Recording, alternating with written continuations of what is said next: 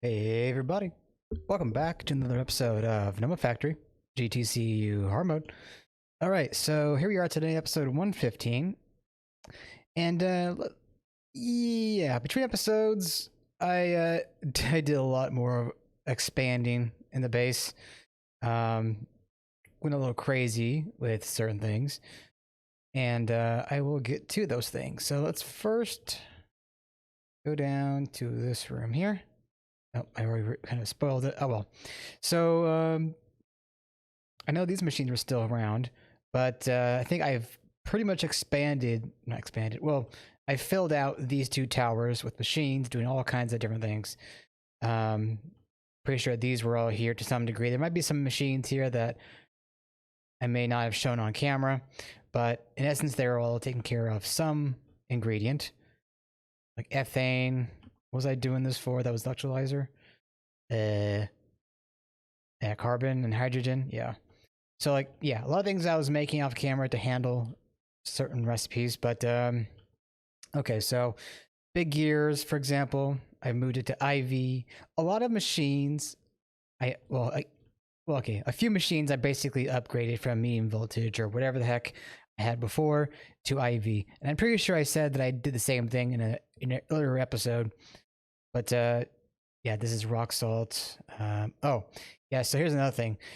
As part of the end game, we're gonna be needing to make omnium. Actually, I'll just go to the quest book.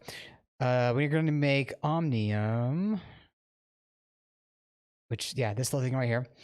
And to make omnium, we're going to need basically every material under the sun, pretty much. And a lot of these require stabilized material or solidified material. So things like helium, neon, argon, fluorine, oxygen, all that stuff. So I did off camera is I set up some machines to turn certain materials into the fluid form, and then I have like a fluid bus on there. And that's mercury. Yeah, making mercury there. Oh yeah, and I also upgraded my rocket fuel production too. And as far as I know, unless I checked, we're basically completely filled up on rocket fuel. So yeah, that's good for those tier 1 missions, right?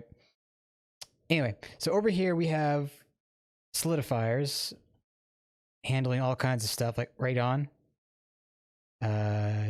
helium, xenon, krypton, hydrogen, fluorine, nitrogen, chlorine, oxygen, neon, and mercury. So all of these solidifiers are emptying out into these drawers, and they are connected with a drawer system right here, or a drawer controller. And down here, it's all hooked up via storage bus. The trims here basically just allow the drawer to see the other items in the other drawers on the other side of the machine. So yeah, this is kind of me getting a head start on a lot of the stocking. Why is this not filled yet? Is that neon? I thought I had upped my neon production. Wait, oh, that's another air. Okay, well, we'll need to take care of that soon enough. Yeah. So, and then I made another room here, and pretty much kind of expanded what we were working on previously. Let's see. Oh yeah, this is making the rocket fuel, which it's using this hydrazine and dinitrogen tetroxide, which, fuck, I didn't mean to do that. Pardon my French. So yeah, for the dinitrogen tetroxide, I believe I'm going the oxygen and ammonia route.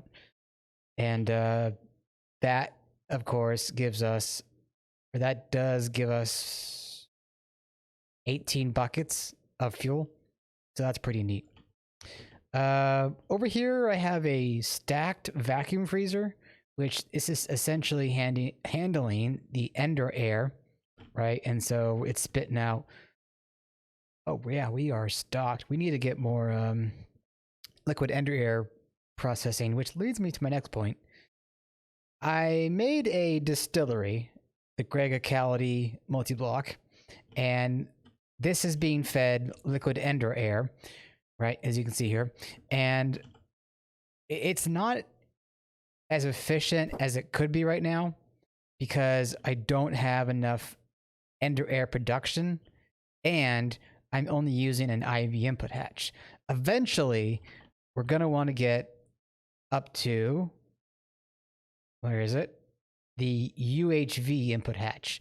And that will allow us to essentially make 64,000 buckets, mil buckets, 64 buckets of ender air, liquid ender air. I think every like 2 seconds or whatever the timer will be. It's not 2, probably be 50 or 25 if we overclock it. But essentially, I want to make a push to make more criticality blocks and kind of move away from P arrays, because there are some perks to using criticality over P arrays. The fact that you don't need to make more than one of the single block machine to put into the machine, but also that it can parallelize. I'm trying to read this image here as I'm explaining it. Basically, I had this image from Discord that says, if extra powers are available after parallelization, criticality multis will attempt to overclock the recipes even further up to ultra insane voltage, or UIV, which I believe is the easier way to say that. It's the most demanding process, and it takes a lot of different inputs based on molds, lenses, and extruders, but some of them also look much better than the PA cubes. Oh yeah, okay. But I would need to do a big analyzation of the pros and cons and get back to you on that.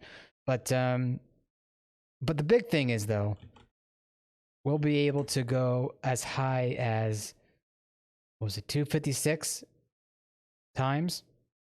Although I don't know if we'll be doing much of 256 for quite a while, because we're going to need a shit ton of power. And yeah. And these basically are just handling more ender air. This is also another ender air, a liquid ender air processor, which maybe I can probably get rid. Well, no, because this is still only handling one distill tower worth. If I wanted to process twice as much, I would need to upgrade.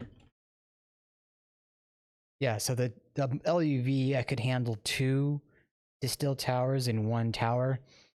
The ZPM could handle up to 5, and the UAV could handle up to 10-ish, I think. Maybe less than 10, because no, 10, because it doesn't need 200,000 or 200 buckets of the fluid. So yeah.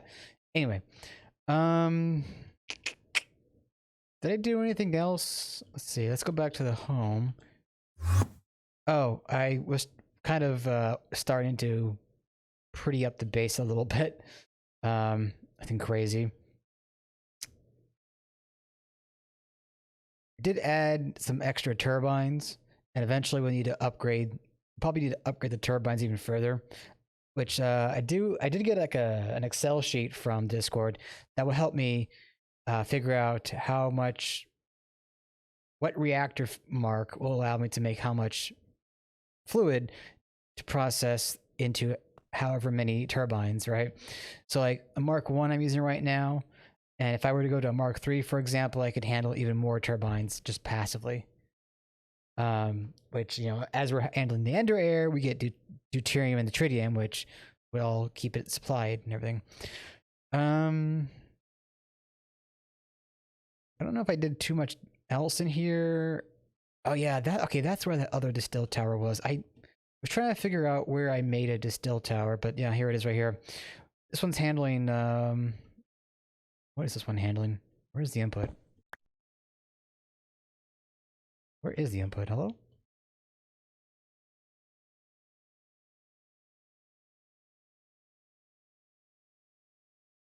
What is this one doing? I can't tell.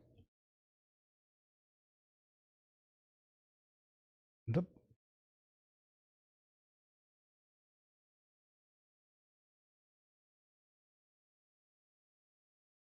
Wait, do I have a... Oh. Oh, okay. Distilled water is what I'm doing, right? Okay. Now I'm curious, is that keeping up?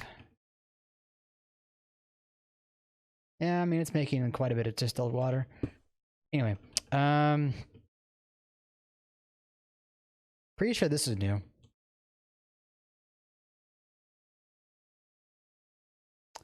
I made it for some reason, but I'm not using it presently. I'll have to figure out what to use that for. Same thing here. Maceration tower. Okay, this one's being used on the other hand. Oh yeah, so this is the dust tower. I think a lot of this is old. As far as these though, the Mark II P arrays, I kind of upgraded them. I may have shown it off in a previous video, but essentially, I do plan to replace these with the GregTech multi-blocks because it will probably just be nicer that way. But I wonder, is there even a rock breaker for GCYMs? I don't think there is. Wait, let me try something here.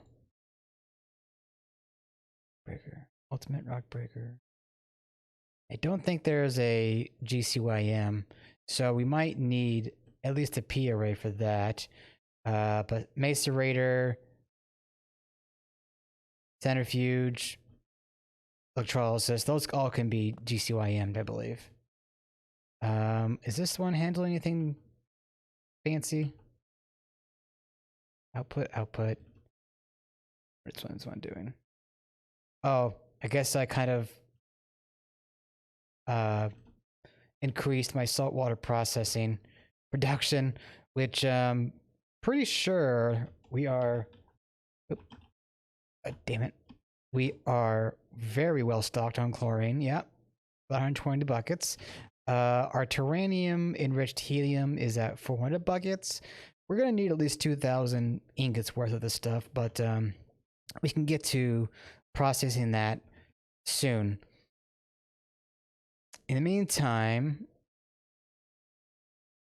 oh yeah, so one thing that I want to do is make the vacuum freezer bulk chiller. Let's see, bulk chill. So this bad boy right here. This will allow us to produce more liquid ender air in arguably lesser space. Because while it's going to be a big chiller, we won't need to have 5, 10, 15 vacuum freezers all handling liquid ender air. We'll be able to say, okay, you're going to make 64 buckets every whatever seconds, 2, 4. It's probably going to be like 2 or 4 seconds when we overclock this thing. But the big thing about this, though, is that we're going to need Neutronium, right? And that's going to require Americium and Quadria. And I do believe we have these. We just didn't have the reactor to process it.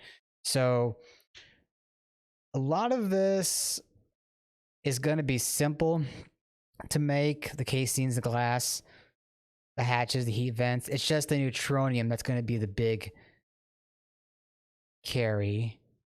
And yeah, oh, we also are going to need terranium as well. But we have terranium plasma, so we can get that processed. Tritanium, Gravistar. Oh, we are going to need a little bit more Neutronium, but probably like an ingot's worth to make these 2 Gravistars.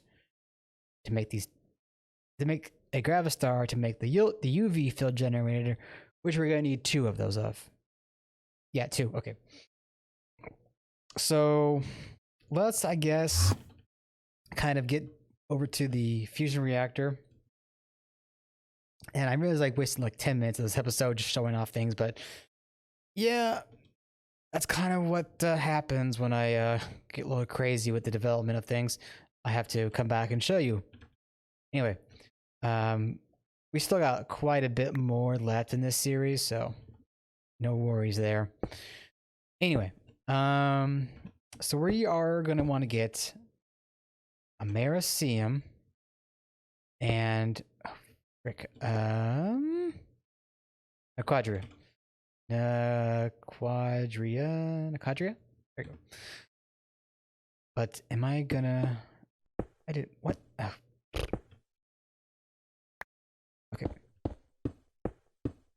I need to see if should have. Oh yeah, we do have cables coming down here. I do need to get conduit though. I swear I'm using so much of this conduit. Oh, okay, that was quick. I didn't see it or it made it that quickly. I don't think that was the case though. Did that break? No. Okay. I guess run it down here, right? Oh, damn it. One thing that just came to mind, I'm gonna really regret, not regret rather, but really despise having to come out here and replace all of the draconic conduit with neutronium, or a superconductor, I mean. But yeah, that's gonna be a task for another day. Superconductor.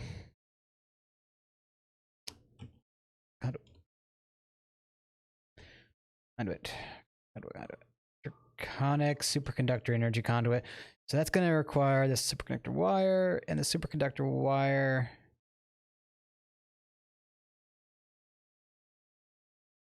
Hello? Wait a minute, what?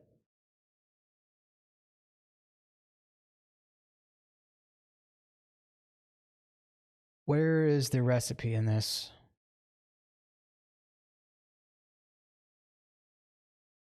Superconductor? There's no fluid. Dust. Packager. Pulverizer. Where's the compressor? Alloy smelter. Conic superconductor wire. What the heck? Can we even make this? Oh! Okay, another star. Okay, that's not as bad as I thought.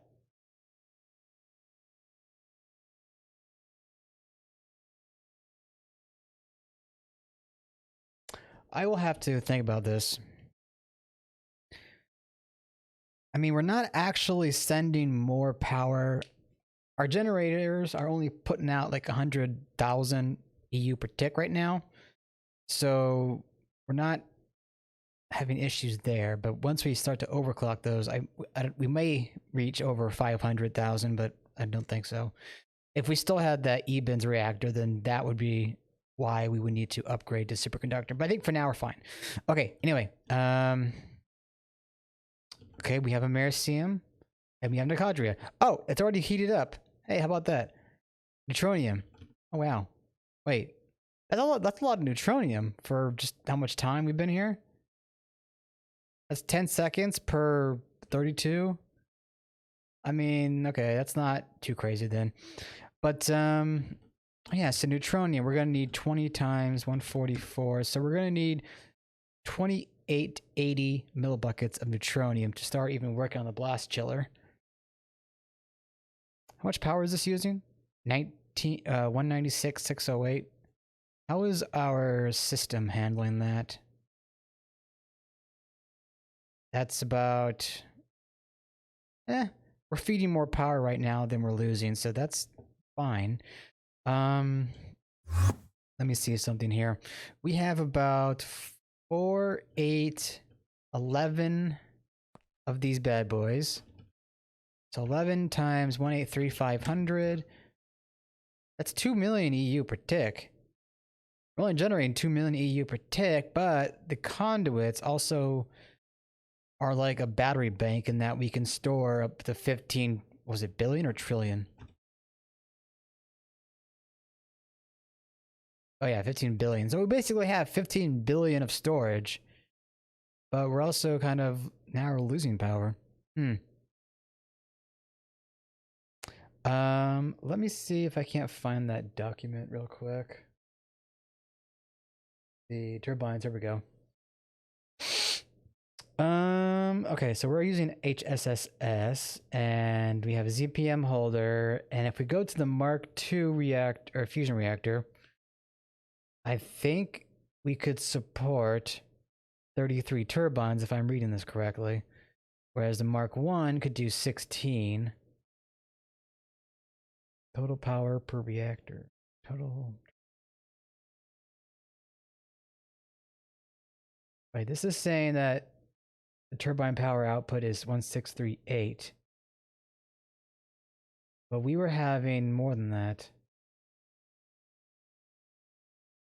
Oh, wait a minute. Hold on. Am I using the wrong rotor? Oh, that's okay. That makes sense. Okay. So the HSSE is what we're using. HSSE. Oh, yeah. So the HSSE has 280 on the power, but 140 on the efficiency. Whereas HSSS has 250 on the power and 180 on the efficiency. So we have, until we go to Neutronium, the better power output right now. And we could support, like I said, 11 turbines. 11.72. Okay, that makes sense because we have 11 right now. So I would want to upgrade to the Mark II to support double that.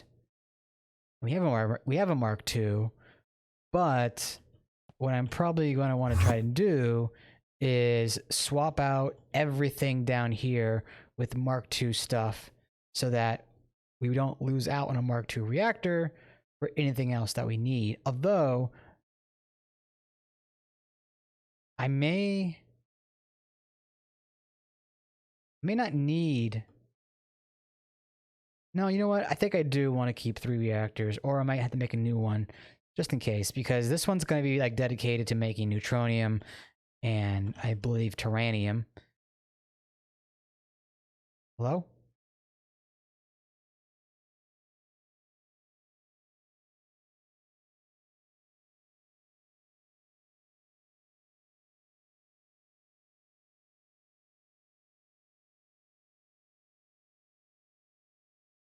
Oh, right. Okay, so we need to fuse to get the enriched plasma. Let me move my window out of the way here. What time are we at? 22 minutes? Okay. So we want to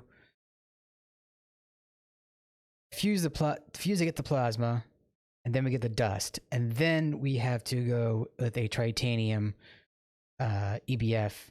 And that's going to be 1,000 seconds at MV. So we'll have to figure out we're going to overclock it too. And then, yeah, we freeze it. Yeah. Okay. So the whole thing was me figuring out that we're going to need Mark III to fuse this plasma. How's our... Okay, so we're almost done here with the Neutronium. So let me get a tank here. And actually, that's a good idea. This will be our episode thumbnail. We'll have Neutronium. So once that reaches 2880... Okay, so I'm probably going to let that run for like a day or two because can never have enough Neutronium. I should have taken the teleport, but I didn't think about it. There should be a solidifier right there. Yeah, there we go.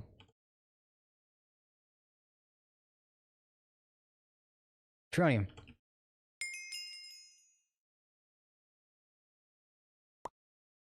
Okay. Sweet. So now we have the Neutronium. So let's see. We're going to need to look at the recipe here. So we're going to need dense Neutronium plates, right? And that's going to be nothing different with the... Wait, do I have a number 9? Oh yeah, I do. Get in there. So the number 9 doesn't need any specific power requirement. It needs MV, but we're at IV there, so that's fine. And then next we need Neutronium fluid pipes, and that's going to be simple as pipe. Should be a small... There it is. Okay. And then that... there's no difference if we do it pattern or assembler, so let's just go pattern, why not?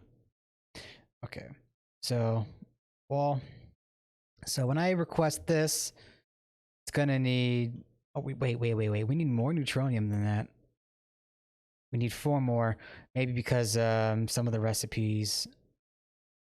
Yeah, might need more.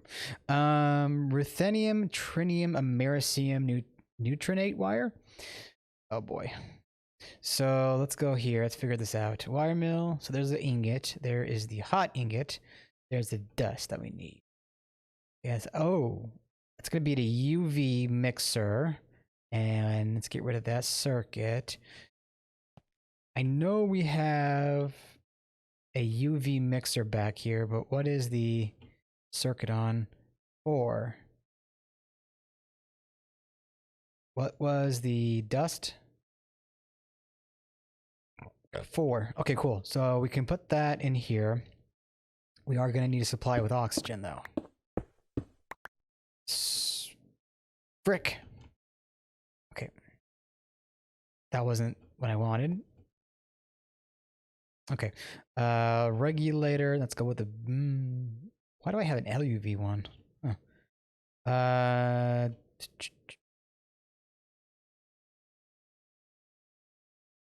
I guess fuck it. We'll go with an MV. Okay. That will go there. Then we're going to need to screwdriver import, keep exact. Say 8,000, I think it was. E-gen. So we go oxygen. Okay. So, oh, you know what? I realized I can just do this. Oh, it's already there. Huh. Okay. Right. So then if I do ruthenium, we need to do neutronium dust and americium dust. We have americium ingots, I know that. Okay. So let me go back here. What time are we at? 27 minutes? Okay. So americium.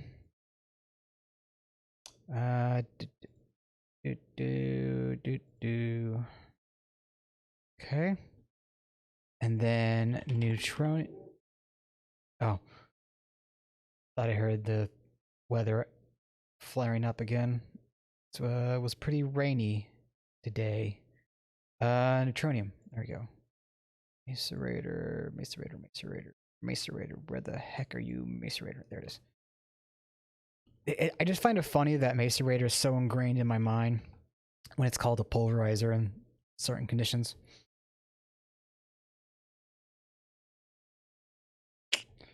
Why is this so hard to find shit? Okay, there we go.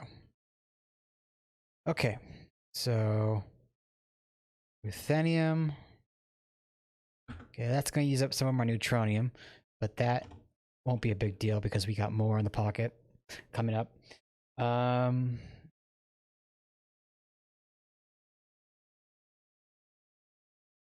much time does that take? 20 seconds? Okay, so that's taking a while on purpose. In fact, let me just go and double check that it's running. It did. Okay. Cool. Okay, so with this stuff, we're gonna need titanium, and we're gonna need neon. Unfortunately, we're gonna have to... Well, not unfortunately. We have enough neon solidified that we can just stop feeding the solidifier neon and we'll be good for a while. Okay, so we're gonna need titanium, and that can be made. Good. I'm going to be expanding the EBF over here, the titanium EBF over here. Yeah, because that's limited. We don't want to, combine the 2 EBF together. I mean, feed it the same dust, or feed it items, basically. Now, wait a minute. Is that... Oh, it's going to need trinium.